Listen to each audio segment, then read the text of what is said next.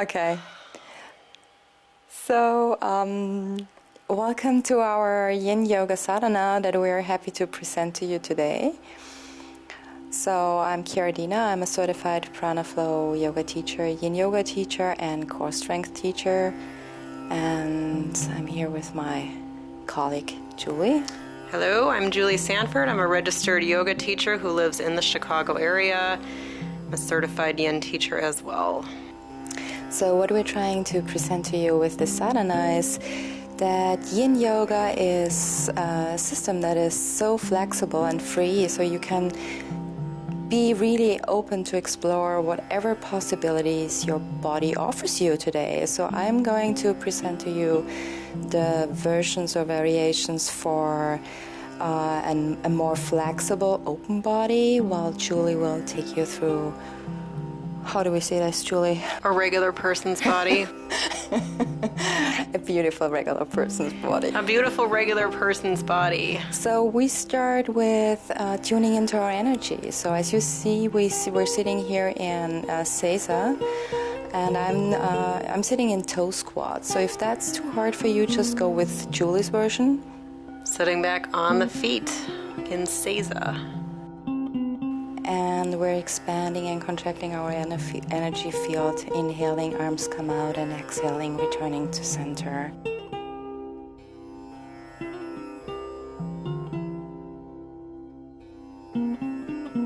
Inhaling, arms come out.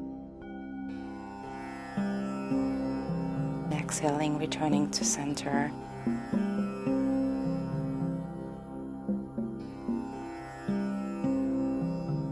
Inhaling, arms come out.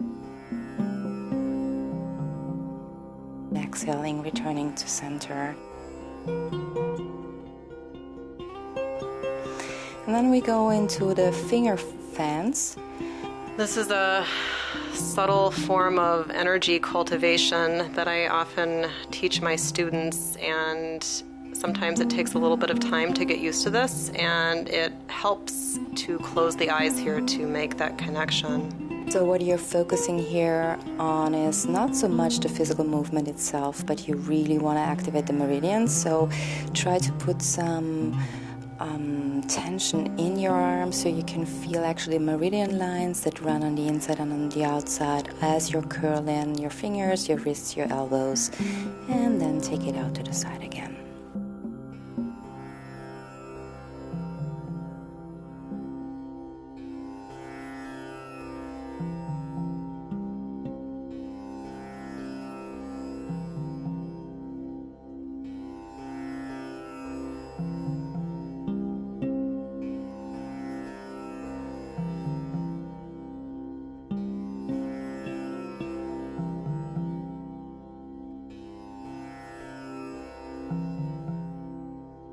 And then gather the energy in our heart, in Namaste.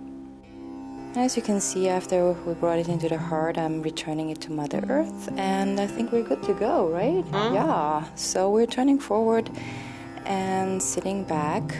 And as I find it highly important that when we're opening the body, that we each one of us has actually his or her own center. We're going into some lovely core here, right, Julie? Yes, my least favorite core exercise, Navasana. So Julie's presenting a more easier version here that you can go into.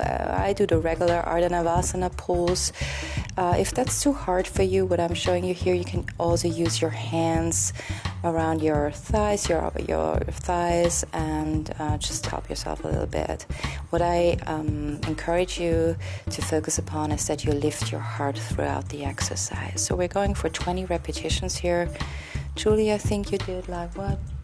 7 on each leg, and then we'll see when I bend both legs. It's better to go slow and focus instead of just rushing through this exercise. You will activate your core more by moving very consciously and slowly. And consciously and slowly. So yeah, almost there. Hang in there. Is there anything else that comes to our mind, Julie? Just that I hate this particular core work. So I always have to encourage her to do that with me. Now, I don't mind core work. I just particularly dislike Navasana. So that's what you will experience during all your yoga sadhanas, that there are certain kind of asanas that you hate and certain kind of asanas that you really love. But as we really go for a balanced mind and body, just try to, always also engage in what you really, really don't like. So yeah, and we also just want to let you know that the beautiful building that you see in the background is the Baha'i in Evanston, Chicago, and it's a house of worship. The Baha'i Temple, yeah, it's located in Wilmette, Illinois, which is just about 30 minutes north of Chicago. Awesome place, so if you're in the area, go and visit it. You can take it from here, Julie, if you want to guide us through Marauding Bear. Sure. This is one of my most favorite ways to warm up the body, and I often explain it to my students as just a more effective cat-cow. You're getting into kind of the nooks and crannies of the body, and what's nice is that this is a very intuitive movement, so closing the eyes is nice and just allowing the body to lead you where it needs to go. Feeling the spine and the hips. So you can be as fluid or as stable here as you desire. You see us moving our head and our hips. So the movement is actually something that will arise from your insides. It's not something that you create out of your mind. It will come out of your, body's intelligence just by itself. And then we are starting with threading the needle as the right arm dives under and going into what we call in Yin Yoga outrigger. And so you can see that this is a twist, and there are some variations that we're both exploring. We've got the leg extended out to the side and coming onto either the toes or the inner edge of that foot, and then reaching that left arm up in the air like CHIARADINA's doing, or taking it behind the back depending on what feels good on the shoulders. And then you can see CHIARADINA's resting on the side of her face, whereas I'm turning towards the back of my head, looking up towards the sky. So different variations to pick from. And what I'm actually doing here is I'm using this opening for a deeper core activation as I'm lifting my back leg and bringing my arm up. And I'm also depressing my shoulder, which really helps if you're tight around your trapezius. It's actually harder than it looks, so the core version can be a challenge. I've never seen this. Yeah, I just invented it. No, seriously, I just, played around and came across that. So that's how it was birthed, yeah. I had enough core with Navasana, so I'll stay in the twist. Right, so just here for a little bit longer. This is one of my most favorite twists it because feels so good, yeah. I can just feel this deep down in the spine. And releasing the pose, returning back onto hands and knees, and going to the other side.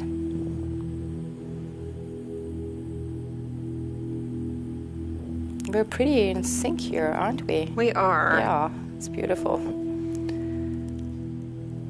So Julie, when she actually brings her arm around later, she's, deepening the twist. So that what really will help you with squaring your shoulders, and I encourage you to follow that if that's your path.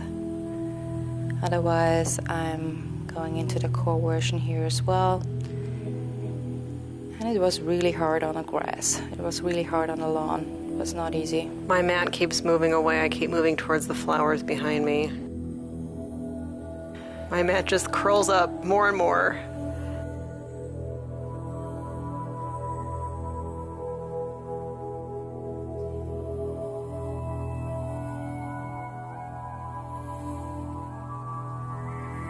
So as you see, I have brought up the back leg again, so I'm hovering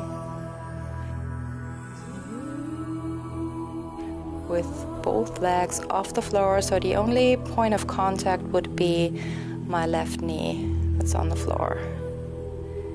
So I really have to engage my core and activate my abdominals here.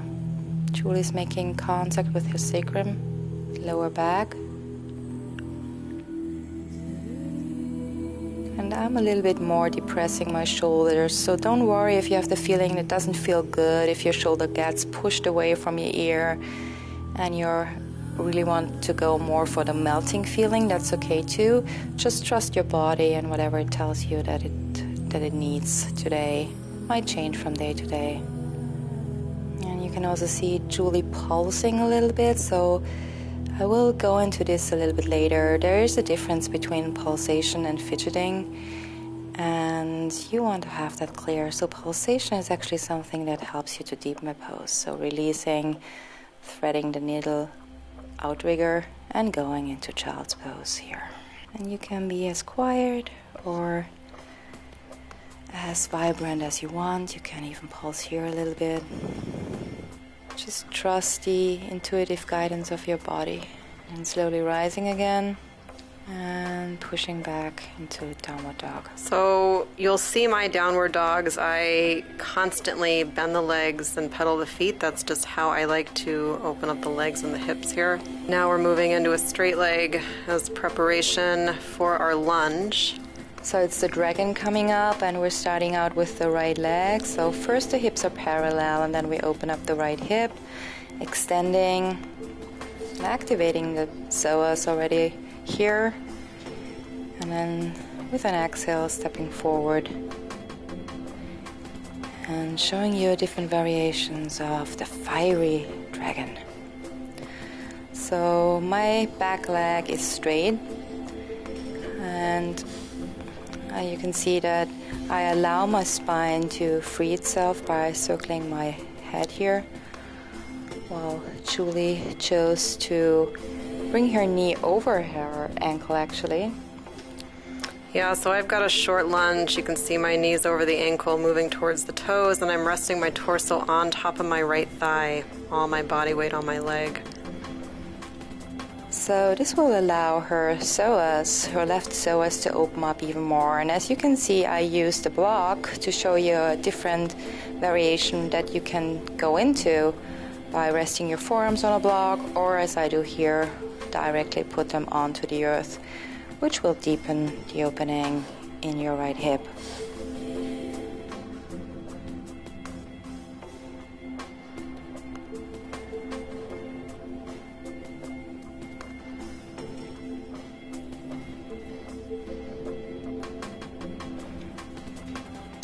So, and then moving into another variation.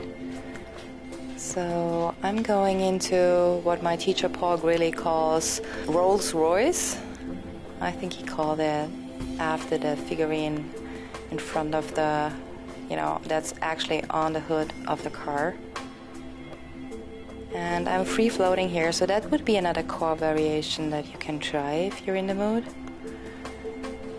And Julie is still in the deep psoas opening. Yeah, I just widened my stance and I brought my hands to the inside of the right foot now. And I'm constantly changing my hand position because in the lunge, you're here for so long, the hands do get tired. So I encourage you to change your hand position as often as you need. And then moving on into the third variation, which prepares your body.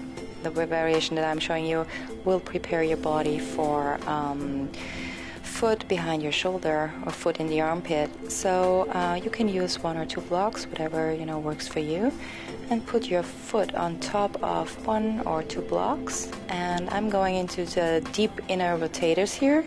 So I allow my foot to drop out, to be on the other edge, and my knee to drop out to the side. I start out by having my back knee on the ground and then straightening my back leg. And this is a really deep opening, so you just, go with the other variations first and then go into this quite challenging position. And Julie's going into a twist here. Yeah, so most of my right foot is on the ground, but you could certainly roll to the outer edge of your right foot if that feels better. And I'm using my right hand to press off of my right thigh to help me in this twist. And you can see I move my head and neck around a lot. Which just allows all the tension that starts, to be freed by holding yin positions for a long time, to move out of the body. So we always want to treat our spine, our danda, as a living, vibrating unit. And if there is some tension that gets, freed on the lower parts, just allow it to leave the body over your neck and your head and the crown of your head. So gently releasing the pose, pushing back into downward dog here, and then freeing the right leg, and just as we did before with the danda, with the spine, just intuitively going into some gentle movements, allowing the energies to be liberated here. And then we change sides. So lifting the left leg, hips parallel at first, and then opening the left hip. So as you see, Julie's lifting her left shoulder a little bit. I'm more parallel. Just explore whatever feels good for you today and what works for you as you open your left hip and activating your psoas.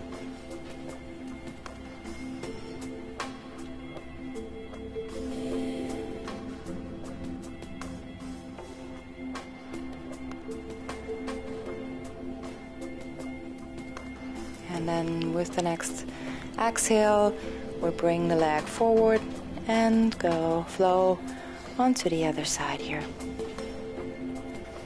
So in this variation, you can see that my left knee is moving far past the ankle, even past those toes. And instead of resting my torso on the left thigh, I brought it to the midline of the body. So either are acceptable variations. And I'm descending onto my forearms again, deepening the hip opening, and my back leg, as before, is straight. What I focus on here is that I still move or lengthen my heart forward. So I'm not rounding my back. That could be an option if you want to work on the back more, but I'm focused on my hips, and that's why I'm trying to lengthen my heart forward, extend it as much as I can. And then changing again. So I'm going into the Rolls Royce again, and you can see I have Gyan Mudra in my form Gyan Mudra with my hands, and I'm breathing very, very slowly to really stay focused on feeling my center and holding the balance here. It's actually harder than it looks. Julie changes up her hands again to ease up the pressure on her wrists. And you can also put your hands on some blocks.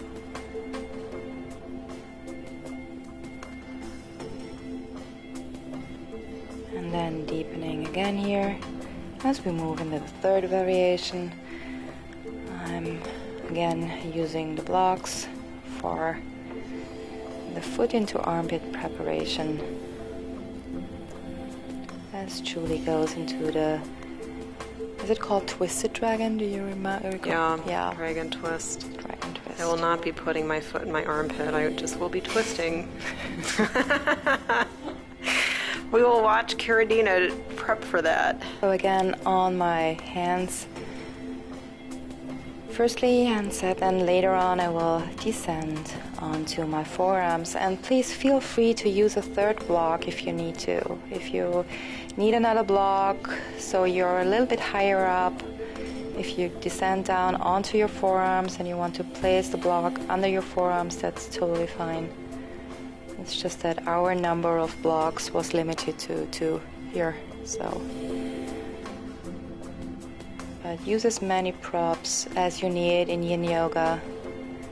Prop it up. Prop it up, yeah, great. And again, extending my heart forward here to the best of my abilities. Julie uses her hand to push out the knee a little bit to the side.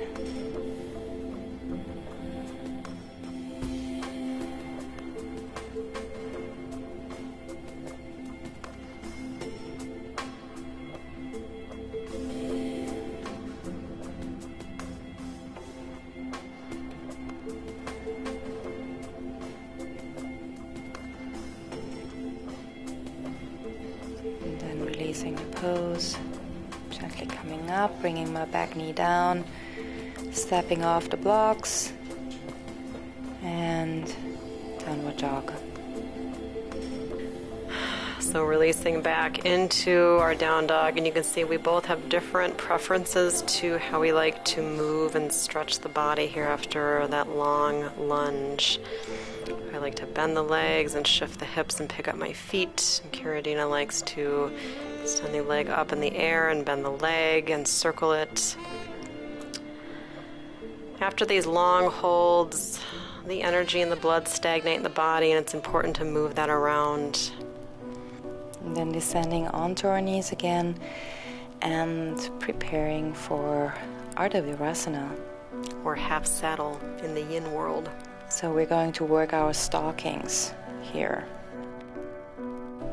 So the stocking is actually the densest part of your connective tissue, which is mainly the area from your hips down towards your knees. So starting on our left leg, so our left leg is folded back and our right leg extended. And as you can see, I go, as I'm open already, I dive down and lay back while Julie takes her time and allows the connective tissue, which is the strongest in the body between the hips and the knees, so that's actually the area we're working on right here, allows it to open with time, gently and slowly. So know your body. You'll feel if you need more time, or if you can, as I do here, just go back immediately and enjoy the opening. And you can have your leg extended and straight up, so hugging the midline with your right leg, or as I did here, relaxing your right leg and letting it go. So the foot of the straight leg, you can either flex it or you can let it just naturally turn out wherever it wants to go. Mine doesn't turn at all, it just stays pointed up. And I go with my right leg into Ardha Padmasana. You could also go into Ardha Agnishtavasana, so put your foot closer to your knee actually and not to your hip. And I'm taking my time, just actually embracing my foot and holding it like a baby, with a little twist here to the other side. And then I will continue with working my foot up to my upper arm in a deeper twist, where I bring my right upper arm to my right to the sole of my right foot. And exhale as Julie has opened with time and now lays back completely flat. So I just did that in 3 stages, starting upright, sitting on the hands and making my way back to the forearms, then finally reclining all the way back.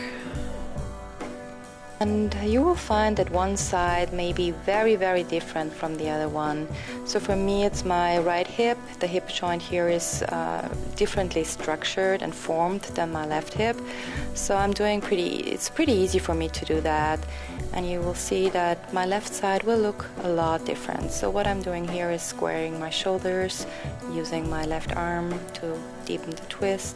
And Julie is embracing heaven. Yes.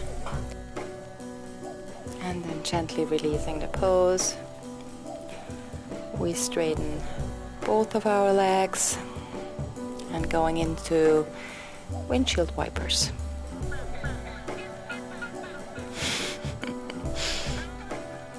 Enjoying ourselves, right? Yes. Releasing the neck and then changing sides. Left leg extended, right leg folded back. And I'm diving down immediately. Julie stays up.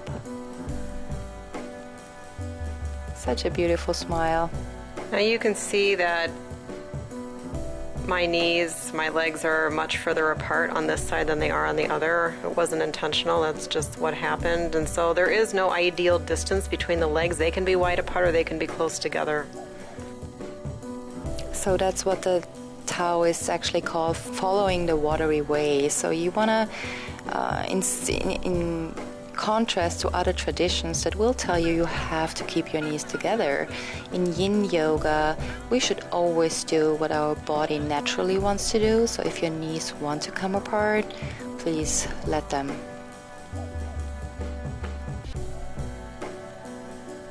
And as you can see, I have my left leg relaxed and turned out. But feel free to explore either, having more energy in it and keeping the foot pointing up towards the sky, whatever suits you best in that moment. And then we're changing again. I'm sitting up and going into the Ardha Padmasana variation, hugging my foot as I would hug a baby, very lovingly, gently. And you always will see me releasing my neck whenever there's an opening happening, so the energy can just move out of the body. I've been decapitated in this picture. I'm just hanging my head back.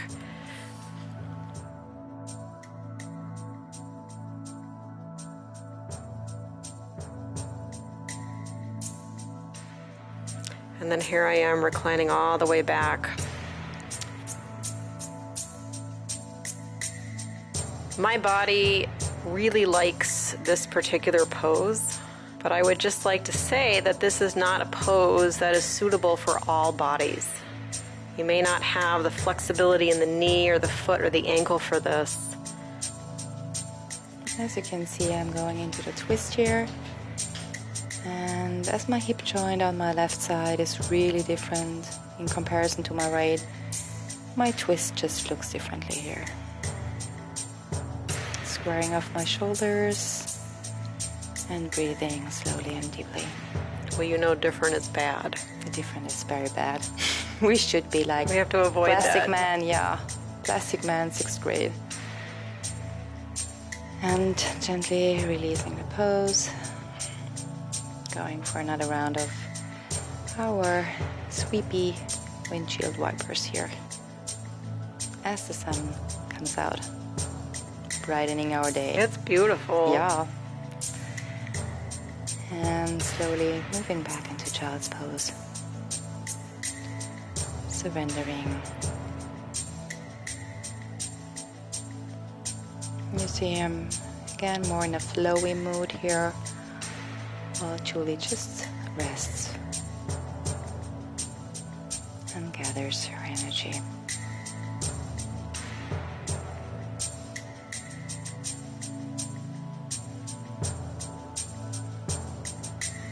And slowly coming up again and moving on, turning to the side as we flow into Dragonfly.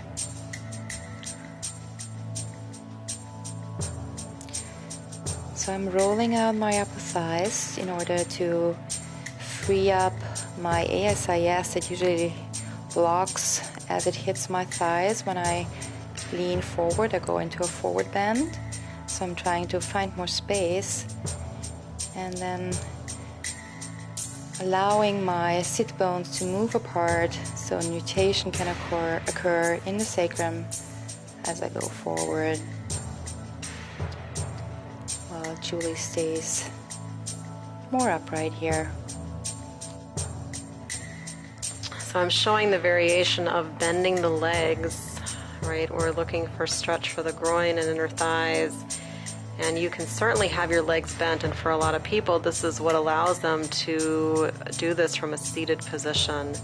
And the hands can rest anywhere, and you'll notice that my spine is pretty rounded here.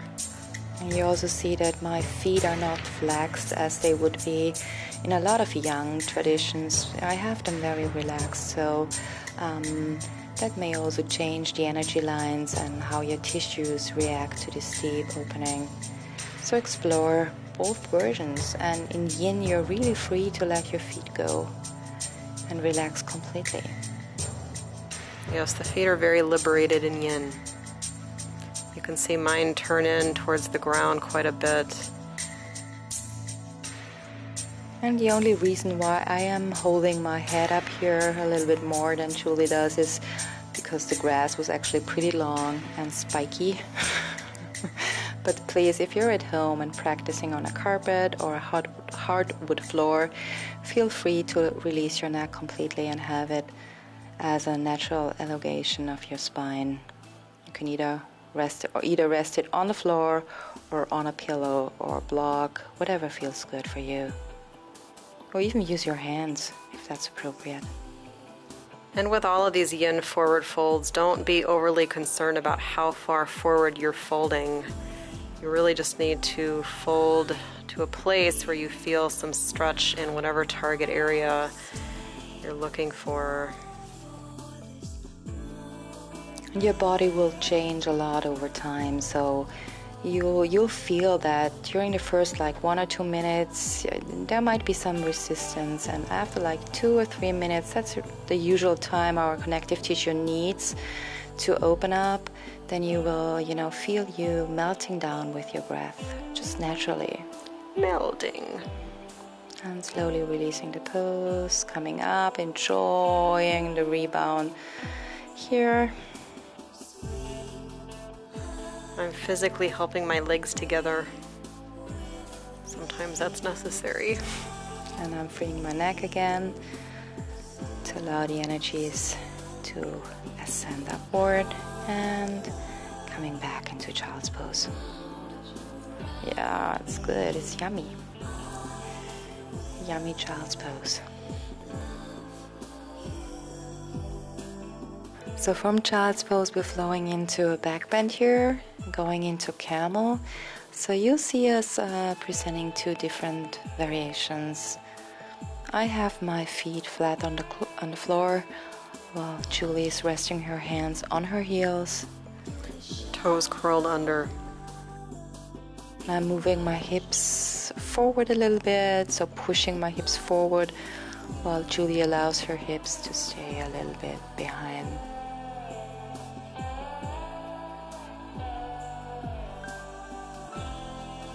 You can let your head go, as we do here, or also look forward.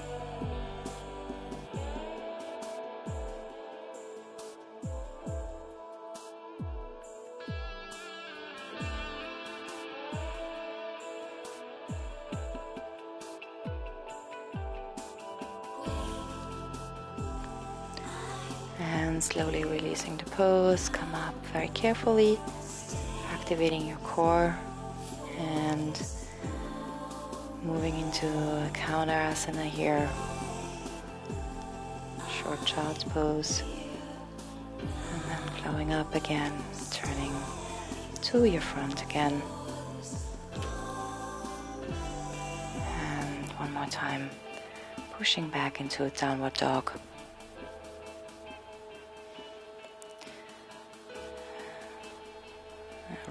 Inhale, right leg comes up, and exhale, step your leg forward, back knee to the earth, and we're going into a hamstring opening here.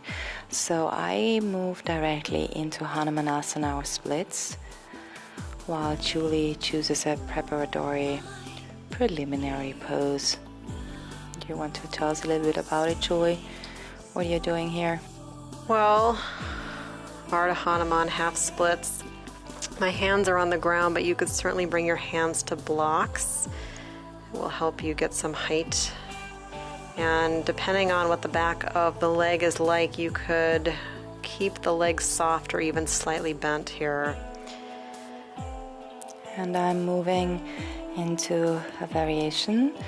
So I move my right arm under my right leg. It's actually almost like Kurmasana, half Kurmasana in splits. And I turn my head so it faces to the side, as this feels a lot better for my neck here. So it's actually again, your leg behind your shoulder. But please just really listen to your body and just only do what comes naturally to you. CHIARADINA's version does not come naturally to me, so I will not be doing that. And then I'm changing it up again for the third variation, going into an additional quad stretch on the back leg, bringing my back leg up.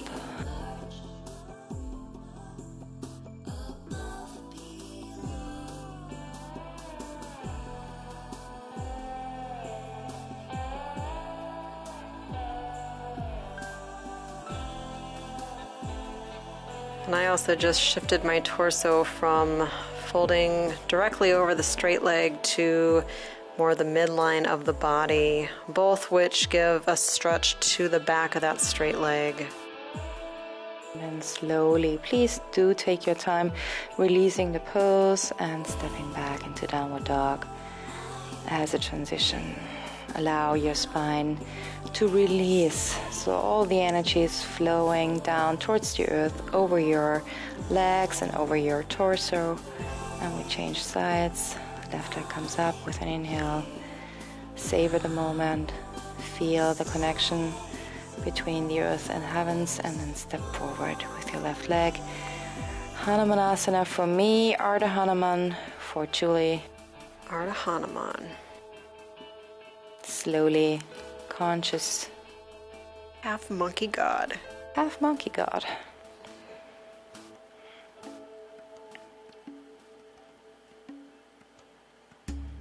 So I'm going into a forward bend here, releasing forward, folding forward in preparation for a deeper opening that will come next. You can see that Julie has her hips more out to the side as she works different strands of her hamstring. So either targeting the lateral parts or the medial parts. I'm coming up again and moving into the arm under my leg, half Kurmasana almost. Turning my head to the side as Julie folds forward.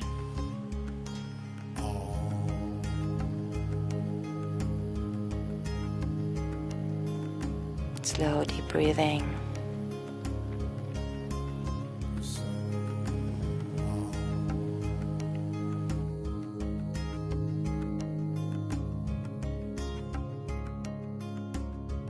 Yeah, so again, with this yin practice, the legs can be any distance apart, and for me, the body naturally opens up in this way that you're looking at, with that right knee away from the midline of the body. It's pretty far over to the right, so there is no certain distance that the legs or the knees need to stay in. And again, I just move the torso back to the midline, folding over the middle. Into the third krama, which is the quad stretch for the back leg. Bringing it up and drawing the lower leg towards my torso. And my toes keep moving. Right.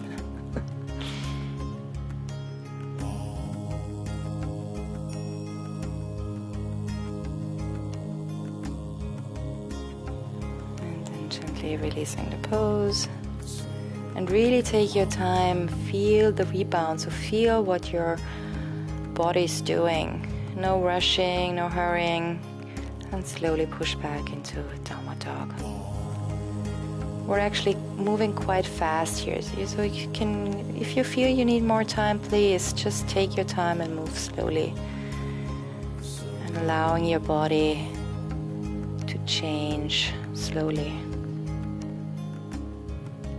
So a few pulsations here in down dog. As you can see, Julie is more static, although I don't really like the term static. She's, quiet. While I pulse here with my breath, allowing my breath to subtly move my body.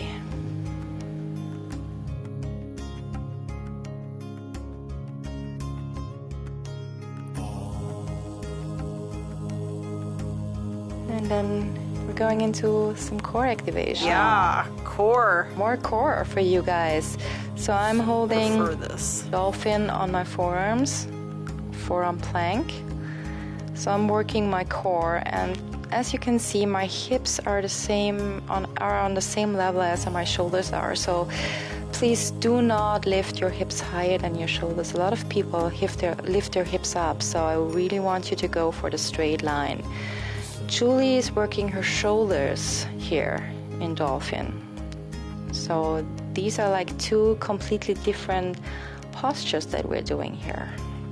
Julie, I don't know if you want to say something about your Dolphin. Only you can either interlace your hands together, or I think I just have my palms touching here. And I'm sunning my shoulders as much as I can down the back so they're not falling into my ears. So what do you want to do when you're following the core version that I'm presenting here? Activate Uddiyana Bandha. So I want your tailbone to reach towards your heels. And then slowly descend, release the pose. And I'm moving my hips from the left to the right. So just chill. It's okay after working hard to just rest for a couple of breaths and then come up again and change to your back as we go into Badanasana. So I will be using blocks in order to deepen the pose, and you can say we're moving our hips to the left first, and I'm putting my hips onto two blocks, crossing my legs, and you can see I have my right leg over my left leg, while Julie actually has switched it up and has her left leg over her right. So you can experiment here with what suits you best and what gives you a deeper stretch. So you want to focus here on your gallbladder meridian, which would be the sides of your body, especially the left side here, of course. And otherwise, relax and release. I'm actively pushing my left hip more down towards the earth in order to get a deeper stretch here. So my right hip comes up a little bit. And then gently releasing the pose, I'm moving the blocks over to the other side as we go into the right side of our body. I just think this looks cool. It looks for sure very relaxing. Very, very relaxing. And here it's even better visible that my right hip really drops here as my left hip kind of sticks out and up. And I think now we both use the same leg for the activation, right? I think I also have my right leg over my left here. Can't tell. So please do feel completely free. There are no rules. If the left leg has to go over the right or the right over the left, you will feel it in your body. Just trust that. Whatever feels good and gives you a deeper stretch.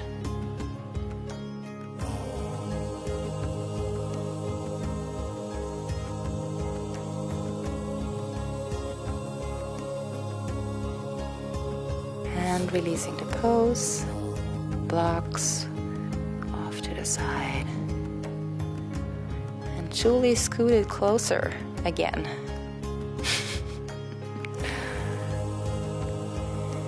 And then turning forward as we move into snail pose, or plow as it's called in Yang Yoga versions. So Julie presents to you happy baby, or the stirrup, as it's known in yin circles, bending the knees, pulling them towards the ribs. And in preparation for snail, you can certainly start in the stirrup and stay still, or you can move side to side. You can even straighten the legs here, and you can stay here the whole time if snail feels too much. And as you can see, I present to you different arm positions. So you can have your fingers interlaced and on the floor, or use your hands to support your back. It's all totally good.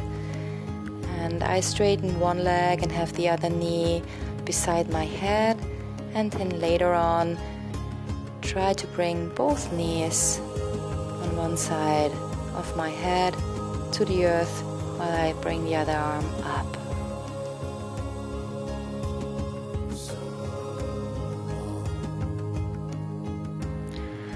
So I like to have my hands resting on my back, and my legs are actually bent here. And now I've taken my legs straight and my toes are on the ground behind my head, and I've brought my arms down to the ground, but I prefer to have my hands on the back.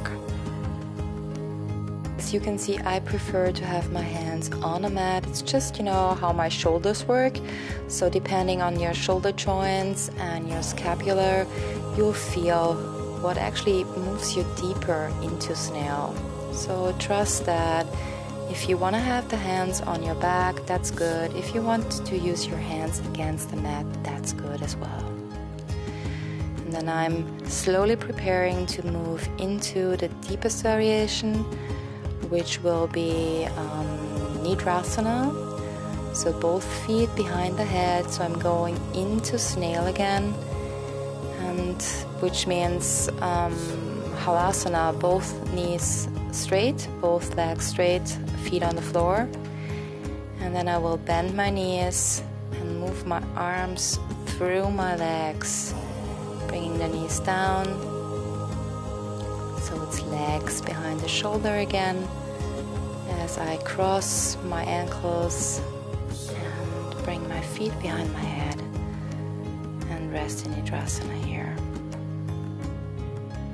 And Julie experiments with mandala legs, so she has one leg on the floor and the other one coming up,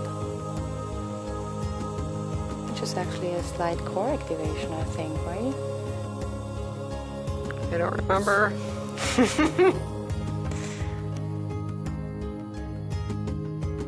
So wherever you are, or wherever your body wants to be today, just stay there silently for a couple of breaths, listening within whatever emerges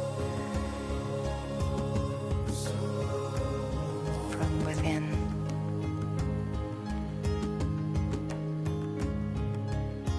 And gently releasing the pose here. I return into Halasana and slowly roll down vertebrae by vertebrae and coming up, moving back on the mat.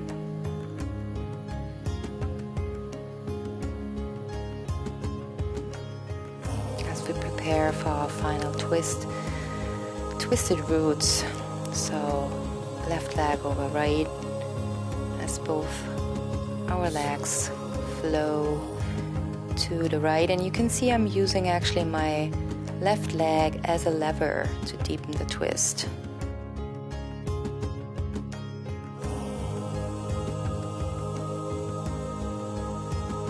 And in twisted roots, really any arm variation, I have my left arm extended above my head. You can bring the arms out to the sides, or you can rest the hands somewhere on the body. And your head can stay centered, or you can turn it to the left or to the right. And I will stay in twisted roots. Julie will shortly show you, will show you twisted roots. Double twist. So Julie, can you tell me what's actually the difference between twisted roots and twisted roots? Well, it's just a different twist. I'm going to keep the cross of my legs exactly the same, but I'm going to bring my knees back up through center and take the knees over to the left. And I'm just going to feel this stretch in different places. I'll feel this in a different part of my spine.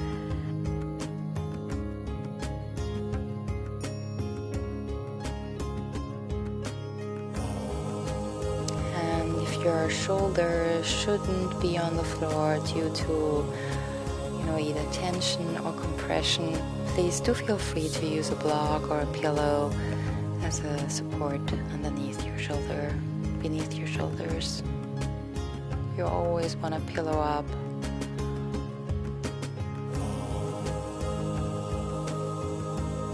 Julie goes in a transitioning pentacle pose here, and then we move into twisted roots on the other side. And as you can see, my knees point further up, so I'm working more on my lower back, while Julie's legs and knees are more turned down, so she's working more into her upper back here. And both variations are fine, so you're really free to explore all different kind of knee positions here, either drawn more further up towards your shoulders or parallel to your hips or even lower than your hips. All is good in yin. That's the beauty about yin, that you're really free to explore. And then Julie moves into twisted roots again here. And you'll also feel if you need to move your head, your body will just tell you.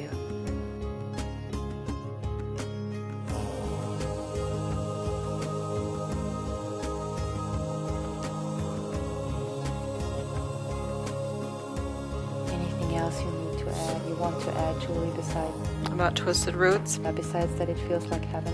Yeah, this is one of my most favorite poses. Oh, it's so relaxing. I teach this a lot. Students utterly love this.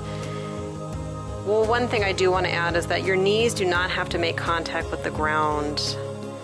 And your shoulders, like you were saying, they don't need to make contact with the ground either. You're not trying to super glue your body to the ground. So just allow it to go wherever it naturally wants to go. So what we want you to feel here is that you can utterly let go. So please do use any blocks or pillows or bolsters or towels or whatever's, whatever you have available in order to give you the support to feel that you can let go and there is something that actually carries you. That's what we're going here for. And then coming out of the pose again, I go into Apanasana just to lengthen my lower back and activate Apana in order to release and let go after the twist. Rolling around, activating the sacrum. And I'm sitting up one more time and going into short Paschimottanasana. I just felt that I needed this after the Nidrasana where I had my feet behind my head, so I just followed that advice of my body. And then turning around and we're into final Shavasana or pentacle. Yay, final Shavasana. You notice our legs are much wider than you might be familiar with, and the arms are much wider, but this actually allows the body to relax more deeply.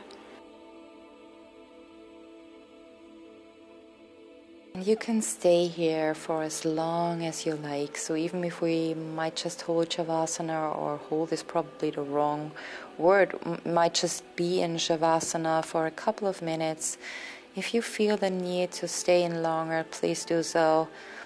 And we will let you stay here and rest in silence. Just know that after Shavasana, we will take you up into a very gentle yang activation, so that you can, if you're at the beginning of your day, that you can be active after this deep. Or operate heavy machinery. Also that. After this deep relaxation. So we're going for some golden seed later on. But for now, just relax, restore. And I think we both want you to know, thank you for practicing. Yes, thank you for watching. And hope to see you again soon. Namaste. Namaste.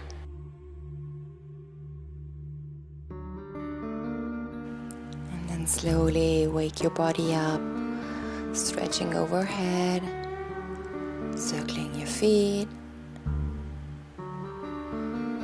reaching up, and slowly roll up vertebrae by vertebrae. Come to standing. Yeah, so we're going for the golden seat here. Hands in Namaste, drop your tailbone.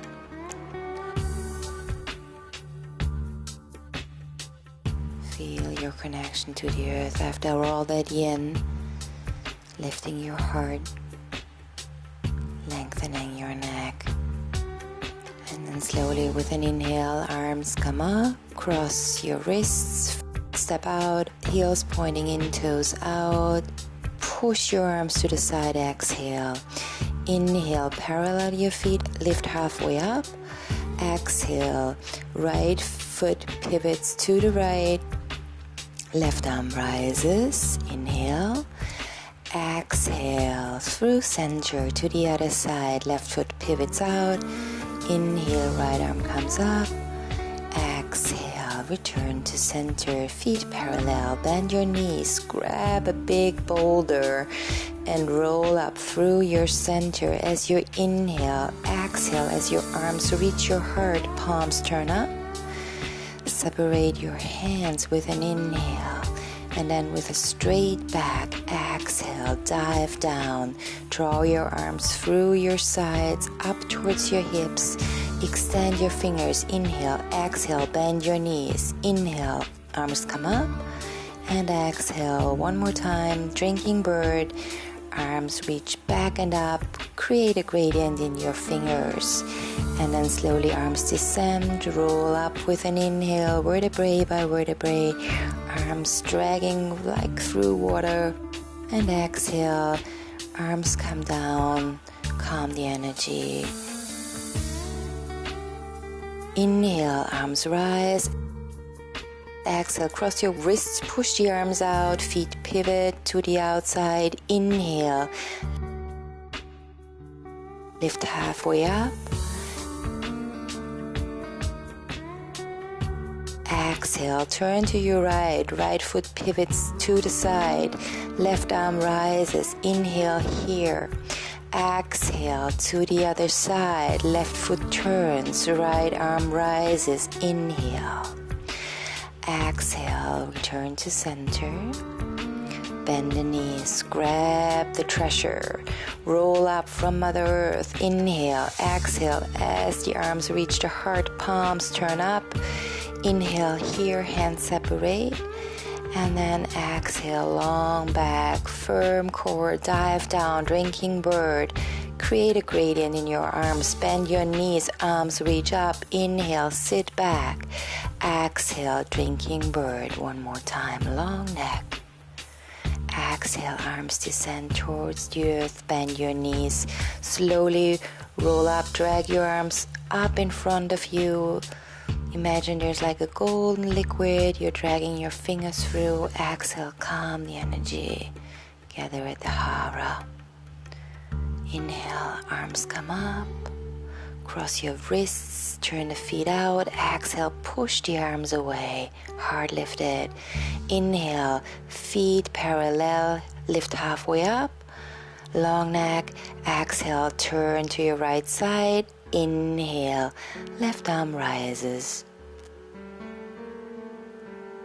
Exhale, return to center. Turn to the other side, left foot pivots. Inhale, right arm up. Exhale, return to the middle. Bend your knees, grab the big treasure, the boulder. Inhale, roll up. Exhale, as your arms reach the heart. Turn your palms upward. Inhale, hands separate. Exhale, dive down. First drinking bird. Long neck. Inhale, bend the knees. Arms come up. Exhale, drinking bird. Inhale here. Exhale, arms descend to the earth. Inhale, roll up. Fingers drag up in front of you. Through prana, feel the chi. Exhale, calm the chi. Step together, unite your palms in front of your heart.